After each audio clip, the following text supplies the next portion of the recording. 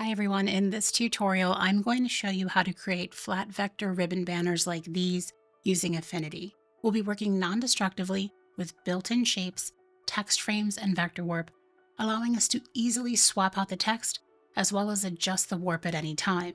I'm using the Unified Affinity for Desktop app. You can also use Designer version 2, either desktop or iPad, and easily follow along as long as you know where the tools are located. Are you ready? Let's get started. We're going to start out by creating a base banner with no warp like this one. From there, we'll make copies of it to create banners with arc and flag warps. To create the base banner, we're going to start out laying out basic shapes, one of which will be a text frame. Now, the reason I'm using a text frame is it allows me to change out the words in the banner without having to worry about realigning the text. Technically, anything that you drop inside of a non-destructive warp group takes on whatever warp is in place. The issue comes in when trying to align the text with the original banner. It's not difficult, but it takes time. By creating a text frame, not only are the text and the frame already in sync with one another, I can use the text frame panel to easily make adjustments to how the text sits inside of the frame. Now, you don't have to turn these into text frames. If you choose to leave yours a regular rectangle, just skip that step. I'm going to start out by creating a long rectangle with an off-white fill and a black stroke set to about 20 points. Use whatever color combination you'd like and set your stroke however you'd like. I'm going to duplicate this and set the duplicate off to the side. I want to use this in a little bit, but I don't want it to be turned into a text frame, so I'm just going to tuck that off for right now. Now for this original one, I can turn this into a text frame by going up to the menu at the top or by right-clicking and choosing Convert to Text Frame, and you can see that it's been changed to Shape Text. Now I could have also started with a text frame and used the fill and stroke options in the text frame panel. I just find this to be an easier route. Now, because I had previously created a text frame within this document, it knows that I had center aligned that one as well as vertically aligned it to the center. If you want to do that, you can just do that right here. I've also set a font called Barley Aged, which can be found on Creative Fabrica, and I've linked it below. And I'm just going to type out Affinity. And I think I'll make the text a little bit bigger. It's way too big. Let's just bring it down. I want a little space on the top and the bottom, but not so much that it's either too small or it seems cramped. So I think that looks good right there. Next, I'll select this rectangle and I'm going to drag it up to about here. With snapping on, I want to align it so that the center points here are aligned with the bottom stroke on the text frame. I'm going to create a cutout here, and it's actually going to make that a little bit easier to get it right where I want it. So I'm just going to drag this to the side, and I think I'll drag this into about here and zoom in. I want to add a node to this so I can create that cutout. To do that, I need to convert this from a rectangle to a curve so that I can use the node tool on it. So I'll head up here with it selected and choose Convert to Curves. I could also right click on it and choose Convert to Curves. And with my node tool selected, I'm going to hover right about there. And you can see that because snapping is on, and I have that aligned with that bottom stroke, it's telling me exactly where I need to click to add that node so that I can create the cutout. So with my node in place and selected, I'm going to hold down Shift and just drag this in. By holding down Shift, I'm keeping it aligned horizontally and I'm not moving it up and down.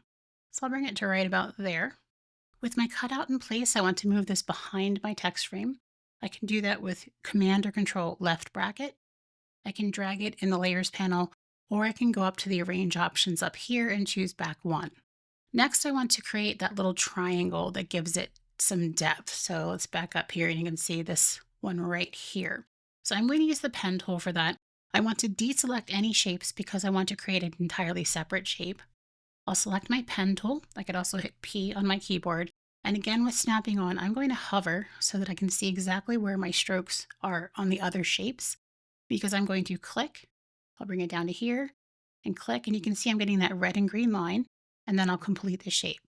Now this one I want behind the text frame, but in front of the other one. So again, I'll just do Command or Control left bracket.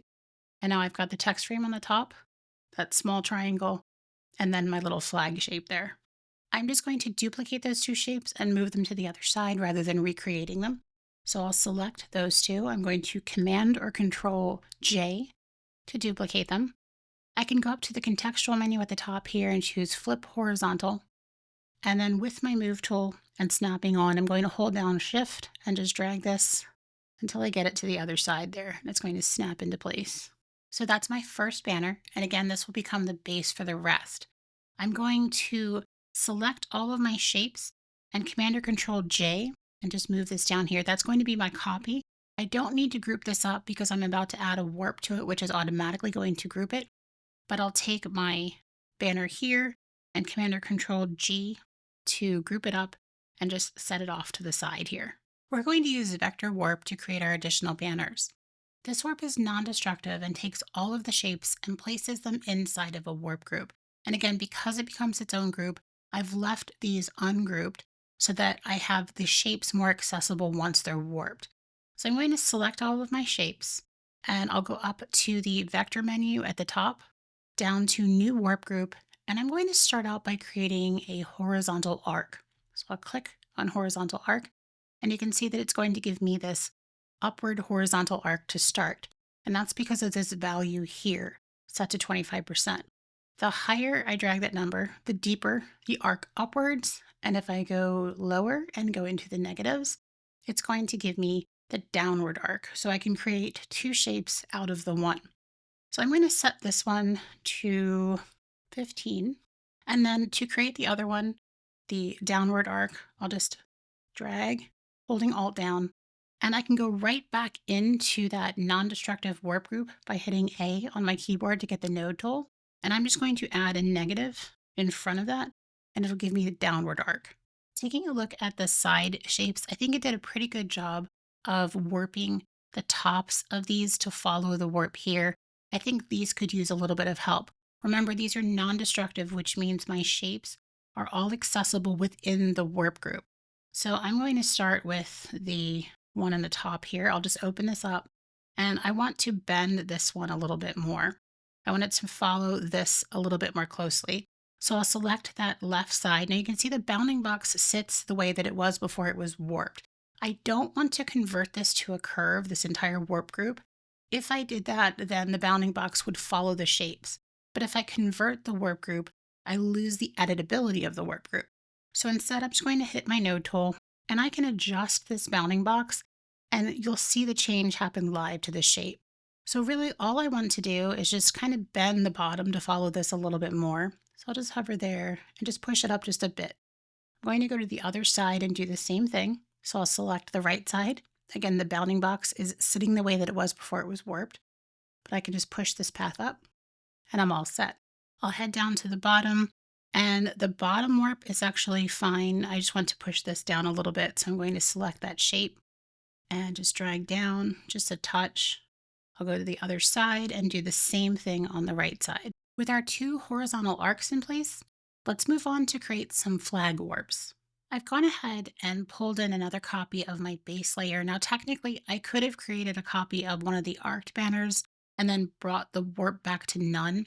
But because I adjusted those two side shapes, I'd rather start with the original base, so I'm starting fresh. So this time I'm going to group this up, go up to the top, choose Vector, New Warp, and I want to select Mesh Warp and create my warp more manually. We're going to create two different flag warps, a deeper one like this and a less deep, more smooth one. For this one, I'm going to keep everything on the mesh grid exactly where it's at. I want to drag across to select these two lines of junctions and holding Shift down, I'm going to hover over the bottom here until I get that little four-way arrow and drag up. So drag up to right about there. I'll select the other two on the other side. Make sure you don't have these selected still. And this time I'm going to drag down. And you can see that because I'm using a text frame, my text is following with it. Now I want to adjust the flags just slightly by themselves. So I'll select this one and I think I'm going to drag this up. And then I'll take this one and drag it down slightly. Now, again, I can go back in here and I can change the side shapes here. So I'm going to go into the left side here and this is sloping down and I want this to slope down with it. I think I'm going to select this node and just drag it up a bit and then pull the path down so it more closely follows that. And then pull that down just slightly and maybe pull this up a bit. I go to the other side and do the same thing. I'll select the right side And I think I'm going to select this one and drag it up and then drag the path up a little bit. And then for this one, I'll just drag the path between the nodes up just a touch. I've gone ahead and pulled in another copy of the original banner and I've already added a mesh warp to it. I want to create something with less of a deep wave like this one. And the way that we need to do that is adjust the placement of these two lines of junction points. Now, if I select them and simply start dragging them, you can see it's going to change the actual banner. So what I'm going to do instead is select these and delete them. It's still going to adjust the banner, but as soon as I add them back, it'll move back again. So I'm going to hover over the path here on the mesh grid and click to add something closer to the edge of the banner. And then I'll do the same thing on this side. So right about there. I'm going to select these two lines and do the same thing that I did with the other one. I'll hold down Shift to keep it straight, drag it up slightly, and then I'm going to select the other two and drag them down. The reason this gives less of a bend is because these are closer to the end. So really the bend is just focused here. There's nothing in the middle here that's creating a greater bend. So if you want to adjust how slight your bend is, just change the position of the middle mesh junctions. Now I think the flag on the left side is looking pretty good, and that's probably because the actual line here was past that, so it really affected that. This one wasn't, so this needs a little bit of help here. So I'm going to zoom in on the right side. I'll select that line, and I think I just want to push the path up slightly, again, to follow that, and then push the path up slightly here as well. Now I want to show you that because this is a text frame, if you click on it, you're going to get this little outer handle here. This is how you can keep everything scaling the same rate. So if I were to use this, you can see that my text is staying the scale that it's at, but the actual text frame is changing. This works like any other text frame. If I grab this outer handle and I drag up and down, the text is going to scale with it. And you're seeing a little bit of funniness going on with my monitor, but that's actually just temporary. If you did turn yours into text frames, you may find that you need to adjust the text to better fit the curve of the warp. Just like any other text frame, you have the ability to adjust kerning either between certain letters or all of them. It can be a little trickier when you're working with something like this, where you're not converting the warp group so your actual original text frame is straight, but you have a warp, but you just sort of guess where you want to click. Let me show you how to do it. I'll select my text frame, and again, there is the original text frame. I'm going to hit T. Now, if you want to change the space in between two particular letters, you need to click between those two particular letters. So I'm going to see what happens if I click about here so that it's between I and N. If I hold Alt down and I use my left arrow, you can see that I actually hit the space between the F and the I, which is fine because I wanted to change that as well. So let me click just to the right of that and try again. And now I'm getting the kerning between the I and the N. If you want to change the kerning for all of the letters at the same time, select the word. You can again hold down Alt or Option and use your arrow keys, and it's going to change everything at the same time. In addition to making one-off changes to your text, you can apply text styles to make wholesale changes to the banners very quickly, and the text will continue to follow the warp that's in place. I have my text styles panel open and I've removed all unused text styles from my document. I'm going to go to my assets where I have some that I've saved so that I can use it here on my banner. So I'll just pull in this Kind Avenue one, and I can just delete that group because you can see it's pulled the text styles in over here. So I'm going to go into my text frame here, select the text frame, and then I'll just click on Large Header. You can see that's changed to the Kind Avenue text that I had in place. It needs some help though. So the first thing I'm going to do is adjust the scale of the text. Now you can see that the Y is hitting the bottom here, and this is where working with text panels, the text frame panel can help. So I'm going to go up to the top here. Whenever you have a text frame in place, you'll have the text panel available to you here. So what I want to do is pull this whole thing up just a little bit from the bottom. I'm going to just start clicking up on this inset here, and you can see that it's pushing it up. I don't want to go too far because I don't want it to be off center here.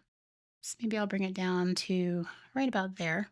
And I could always scale this up even more if I want and adjust this a little higher. Now, obviously, I also have some issues with the kerning there, and it seems to be on the entire word. So I'm going to select the entire word, hold down Alt or Option, and just use my left and right arrow keys to push it out. So between that and text frames, you can see that you can make wholesale changes to the text that's within your banner. But because it's in that non-destructive warp, it's going to follow whatever bend you have in place. One final thing that I want to note about working with these text frames, if you choose to change yours to them, is in order to change the fill and the stroke of the text frame itself, not the other shapes, you need to have the text frame panel open, and you'll change your fill and stroke here. You're not going to use the swatches or the color sliders. You want to make sure that the text frame panel is open. Now, again, this doesn't apply to these shapes because these are not text frames, but anything that is a text frame needs to be updated here if you want to change the colors in place. If you have any questions about what we've covered here, or a suggestion for a topic you'd like to see covered on my channel, please don't hesitate to let me know in the comments below. I have other tutorials on creating more assets like these banners, including one on creating more realistic banners with the pen tool coming up. So be sure to hit subscribe so that you always know when new content is published. In the meantime, you might want to check out one of these two next. Thanks for watching.